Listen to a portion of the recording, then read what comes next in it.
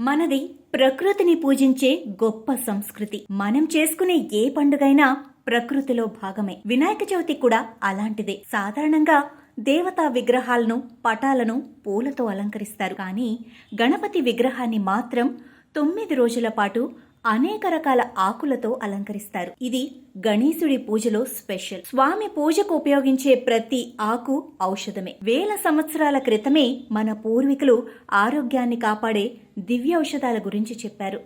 ఆరోగ్యానికి ఏ చెట్టు ఎలా ఉపయోగపడుతుందో వివరించారు.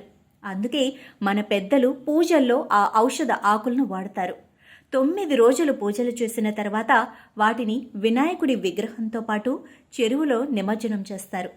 ఆ ఆకులకు ఉన్న ఔషధ గుణాల వల్ల ఆ నీరు శుభ్రమవుతుంది. వర్షాకాలం జూన్, జూలై, ఆగస్టులో వానలు ఎక్కువగా కురుస్తాయి. వాగులు, వంకలు పొంగి వరద నీరు చెరువుల్లో చేరుతుంది.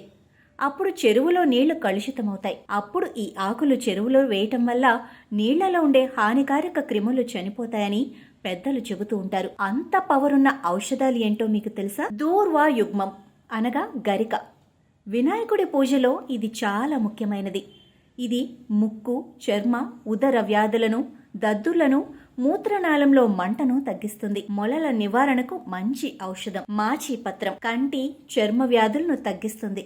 దద్దుర్లు, తలనొప్పి, వాతం, నొప్పులకు ఔషధంలా పనిచేస్తుంది. బిల్వపత్రం, మారేడు.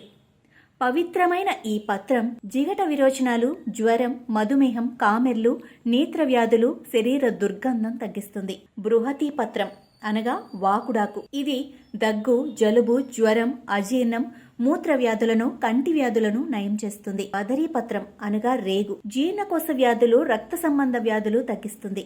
చిన్నపిల్లల్లో రోగనిరోధక శక్తిని పెంచుతుంది. దత్తూర పత్రం అనగా ఉమ్మెత్త. ఇది విషం లాంటిది. దీంతో చాలా జాగ్రత్తగా ఉండాలి. సెగ్గడ్డలు, స్తవవాపు, పేను కొరుకుడు, ఒంటి నొప్పులు, శ్వాసకోశ వ్యాధులు, ఋతు సంబంధిత సమస్యలు నివారిస్తుంది. అపామార్గ పత్రం ఉత్తరేణి.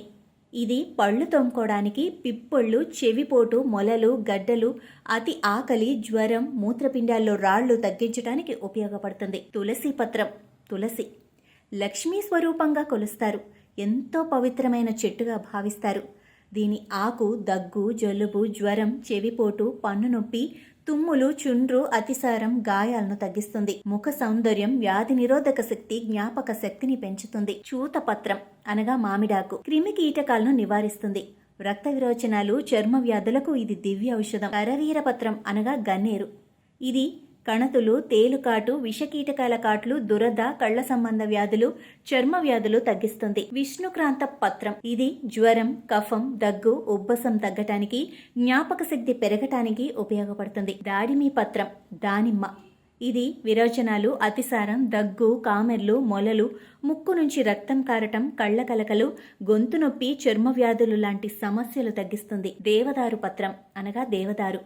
ఈ ఆకు అజీర్తి, పొట్ట సంబంధ వ్యాధులు, చర్మ వ్యాధులు, కంటి వ్యాధులు తగ్గిస్తుంది. మరువక పత్రం అనగా మరువం. సువాసనలు వెదజల్లే పత్రం ఇది. జీర్ణశక్తి, ఆకలి పెంచుతుంది.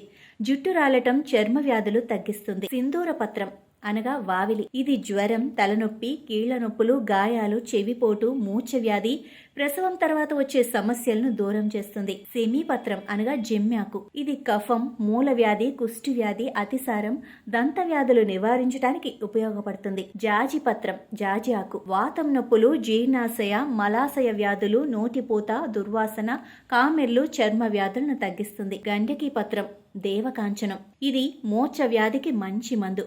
కఫం, పొట్ట సంబంధ వ్యాధులు, నులి పురుగులను నివారిస్తుంది. అశ్వత్థ పత్రం రావి ఆకు. మలబద్ధకం, వాంతులు, మూత్రనాళ సంబంధిత వ్యాధులు, జ్వరాలు నివారిస్తుంది. జీర్ణశక్తి, జ్ఞాపక శక్తి పెంపొందిస్తుంది. అర్జున పత్రం తెల్లమద్ది. చర్మ వ్యాధులు, కీళ్ల నొప్పులు, మలాశయ సమస్యలు, గుండె జబ్బుల నివారణకు ఉపయోగపడుతుంది. ఆర్కపత్రం అనగా జిల్లేడు. సెగ్గడ్డలు, కీళ్ల నొప్పులు, చెవిపోటు, కోరింత దగ్గు, దంతశూల, విరోచనాలు, తిమ్మిర్లు, బోధకాలు తగ్గించడానికి ఉపయోగపడుతుంది. జీవితంలో ఎన్ని కష్టాలు ఎదురైనా వాటన్నింటినీ విజయవంతంగా ఎదుర్కొంటూ ముందుకు సాగాలని ఈ వినాయక చవితి కొత్త ఆరంభంగా భావించి తలపెట్టిన పనులన్నీ విజయవంతంగా పూర్తి కావాలని, విఘ్నాలను తొలగించే గణనాథుడు అందరి కష్టాలను తీర్చాలని, ఆ వినాయకుడి కృపతో మీకు ఐశ్వర్యం, దీర్ఘాయుష్యు కలగాలని, మీ ఇంట సుఖశాంతులు వెల్లివిరియాలని కోరుకుంటూ వినాయక చవితి శుభాకాంక్షలు.